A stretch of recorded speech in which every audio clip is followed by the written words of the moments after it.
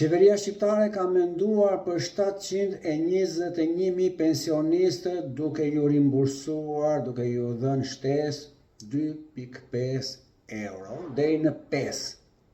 Imagjinoni kur babai i Alqi Bllakos merrte 10.000 euro i punësuar në shtet, po edhe babai 84 vjeçar i ish-deputetit Alket Hyseni, milioner, edhe nën Fatimia, edhe nëna Erionit, po ju të dashur pensionist, me ato lek, ju këshilloj me shpirt, beni qelsa për shokët, për shoqet, për komshit, ti kontrolloni se keni mbetur në vetmi dhe po vdisni ditë për ditë.